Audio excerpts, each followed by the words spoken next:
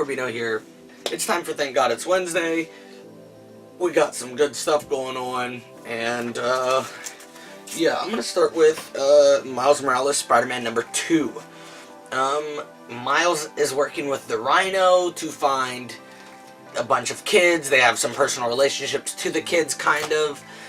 These kids are now being like brainwashed or, you know, manipulated, whatever. And they find themselves at like a warehouse type place, and they find Tombstone there, and they fight Tombstone. And Tombstone's like, yo, you guys are messing up because this is something bigger, and I don't know what that means. But they find some more of the kids, and they're like charging, it looks like. But before they can do anything else, Captain America shows up, and he's like, you guys aren't doing this alone. Next we got is Oblivion Song number 11. Not too much to talk about, but I just wanted to mention it because, you know, everything's going to hell, things are going bad, but Nathan, he, you know, at the end of the day, he's finally like, yo, Ed, you need to go back to where you belong, and he sends him back home. I assume that's not the end of Ed, and I assume we're gonna still do some more stuff over in Oblivion because, you know, the world just got messed up again, but we'll find out, I guess. Next we got is The Walking Dead, number 187, The Road Back. Dwight has just died. Whew, I miss you, boy. The governor is now talking to all of her people, and she's saying how Rick saved her life, and they're gonna treat him and his people as equals, da-da-da-da-da. And I can literally never can remember Dwight's girlfriend's name, but she is pissed now. Michonne, I'm just not a fan of her. Back at home, at the hilltop, we got Lydia getting all jealous because Carl's happy that Sophia's kind of got a boyfriend now. And she's like, why you want her? Da, da, da, da. He's like, yo, chill with that shit. You're being crazy. But then he calls him and Lydia both monsters. And she's like, yeah, come on, think I'm a monster. And slams the door on him and leaves. And Magna, well, and Maggie, I think. Maybe, yeah, Magna sent Sadiq. And Sadiq's going to the hilltop to get more people, and Maggie's like, yeah, y'all can go. And I think she sent Jesus, Aaron, Dante, and Carl's like, you know what, I'm going, my dad's there, and kinda on the outs with the missus, so he's ready to go. But then Lydia kisses him before he leaves, so everything's good there. Why can I never remember Dwight's girlfriend's name? Whatever her name is. She finds Mercer and helps him out with some zombies and is like, yo, we're gonna take this place. And Mercer goes and tells all of his guards, like, he's, you know, because we saw Sadiq catch them when we first got there. And maybe the second issue. Anyways, Mercer's like, yo, we're taking over now. We're done with their rule. They're a bunch of mother-effers. And next thing you know, the freaking, is it Lance? Lance walks in and he's like, oh, Mercer, the governor's gonna be real disappointed in you. And I'm like, mother fracker. And so, yeah, Mercer's in trouble. Next we got is Runaways number 17. Runaways are still on lockdown. Gib is hanging out at the door. Well, no. Gib, he just walked in. He's walking back into the house, or the hostel. And you see Doombot laying on the ground all torn apart and beat up. Why? What the heck happened? We just had a happy Christmas with everyone. Then we get some cool shots of everybody doing their thing, and we have Chase working on Vic's body again, but Vic is over there with Gert. Like, it's really pissing me off. Ugh. Anyways, Alex and Gert are like, yo, we gotta do something, and they come together and they're like, we can defeat the Gaborum again like we did, all 6 of us. That's Alex speaking. He's like, we need all 6 of us, we're the Pride. And then, you know, Vic joins in too. And it has this cool shot where it's a take on their like original poster thing, and it's a cool shot. And Chase is in his OG shirt, but it's like shorter. I don't know if it's because he got taller or if it's just cut up or what. And they're like all in that original pose, and Vic is in his original jacket, and Vic's just added on down at the end there. And it's just an awesome shot, and they're all fighting the Gaborum, and then Gib ends up swapping sides, and he's gonna fight with them, but let me double check. Yeah, Gib starts fighting with them, and are fighting with the Runaways, so now he's kind of a runaway too. Everybody's fighting everybody, but the Boar and Rim, or Bo and Rim, whatever their names are, they're taking everybody out. Carolina's knocked out, they got her thrown over the shoulder, Gert's on the ground, like everyone's getting beat up, and finally Alex puts a knife he's like, whoa, hold up, and he puts a knife to Vic's neck, and he's like, I got an innocent soul for you right here. I don't know if this is a part of a plan we missed, or if it's Alex just being Alex, evil Alex, or maybe he's thinking, well, Vic's not a real human, so they can't do anything. I don't know. Hopefully it's nothing. Next we got is Champions number 1. It's a relaunch. Those are always annoying, but, whatever. I'm going to pull this out because the Champions now have all sorts of team members, and it's awesome. We have the original Champions, of course. Well, everyone we had before the relaunch. But now we got Falcon, Pinpoint, Bombshell, the Locust, Snow Guard we know about. I'd never heard of Pinpoint before. Patriot, Power Man, those members we already had. Maybe we don't have that many. Okay, we don't have as many as I thought.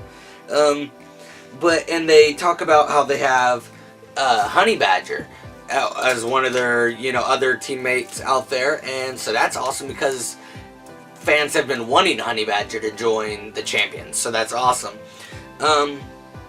Anyways, we get the Champions all doing some great work, all these different, field teams, whatnot, and Braun, Viv, Miles, and Kamala, they all go down, and they're like, Champions charge! I think that's their battle cry. And they're all jumping out of their ship. Sam's, piloting the ship. And then we cut to later, and Kamala's giving a pep talk and like, yeah, good job. And Miles is being real, I don't know, weird. And he's butting heads with Sam and Amadeus. I don't know what's going on there. But then he goes into his room, and Mephisto appears, and is like, isn't this everything you wanted? And I'm like, Mephisto, go home. Next we got is West Coast Avengers number 7. Marvel Boy, which I guess is an ex of Kate, is back. And they finally escaped the, land sharks and the circus and all that crap. And they're not real sure what's going on with all that. But they go home and they're living life. Things are decent, But the main point I wanted to talk about is at the end of this, it has all the villains together that, that are behind all this, and they're like, are we gonna stop or whatever? And some guy's like, absolutely not. And it's Kate's fucking dad. Like, she's got shit parents. Next we got is Exiles number 12. This is kind of sad because it's already over. I just got into the Exiles a year ago at the point of this, and I picked up the first issue just because of the cover, and I picked it up when I was out at Caitlin's mom's before Caitlin moved back here, and I instantly was like, dang, that's actually pretty good. And I read the next couple issues, and then I've been slowly buying the original Exiles run, because I've been enjoying all of it, past and present. Anyways, it's the final issue. They are going to fight the Watchers, and the Watchers send them all to these crappy dream world type things. And, I mean, at the end of the day, though, everything works out. The Watchers are out for the count for the time being, and all the Exiles are safe back home, and they're like, hey, but, when it comes time, the Exiles will, we'll be here. We'll be here to save the day, do whatever we need to do. But for now, we're gonna vacay. And so that's kind of cool. Next we got is Uncanny X-Men Annual number 1. This is an interesting, little fun issue. All about Scott. It shows the past, like when he was first becoming an X-Men. He saves some random guy from some random villain I've never heard of. And now, in the present time, Cable, the young Cable, finds that random guy, and that random guy helps Cable get Cyclops back to life, and now that random villain's back again, and Cyclops saves the day again, and now he's sitting there with Cable, and he's like, I gotta go find the X-Men, send everything back. It was just a fun little annual, but still, it was cool. Next we got a Sideways number 11. Derek is working with the detective, detective, I guess, that's been working on his mother's murder, and he's telling him everything that happened to him and to her, etc. And things are looking kinda goodish with, the detective knowing all that. We could probably get some people arrested, get some justice for his mom, and as we know, things weren't going too hot for him and his dad, and but now his dad's like, yo, this little knickknack here, this was your mom's, she enjoyed it, and he's like, yeah, I used to love playing with it, and he's like, but Rocio, or whatever this person's name is, she can explain more or something for you. And he's like, who? Opens the door, and some woman's there, and is like, this is your birth mom. The fuck, dude? What? No! You're a piece of shit dad. I'm sorry, he is. I mean, I guess he didn't want to be, but still. We got his TMNT number 90. We're at Slash's funeral. Everyone's there, sad, etc. But Hob is pissed. And he goes off and he's like, whether you're human, alien, mutant, or whatever, you're either with me or you're against me. Hob is about to be going cuckoo for KK Puffs. Bishop is getting put back together. But while that's happening, Metalhead, which we haven't seen in a little bit, has found his way there. And remember, Metalhead is like evolved and giant and crazy now. And he's like, we got a common enemy. And I'm like, well, motherfracker.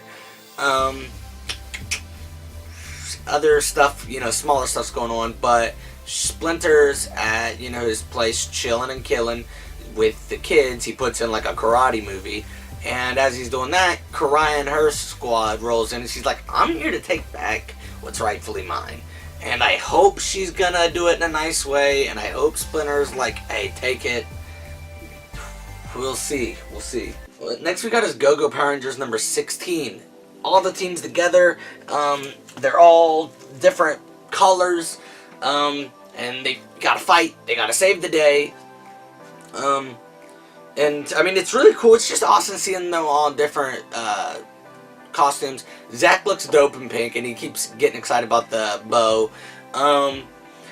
Now, the thing I want to talk about is, at the end of it, we see some messages coming up talking to Zach and Billy, and they're like, I'm an old friend, and then it shows who it is on the other line or the other end or whatever, and it's some form of alpha, at least it looks like. And so I don't know what that means, so I'm a little nervous, but we'll see. Scooby Apocalypse number 33. This was a crazy issue.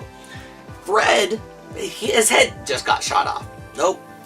The nanites put it back together and he pops up, and they take Velma's two brothers, one's mutated, and Fred back to the compound, and nobody knows what to do. Scrappy explains why he was working with them, talking to them all this time, and he's like, they saved my life, da-da-da-da-da, but Scrappy is turning out to actually be on our side, it seems like he's for us.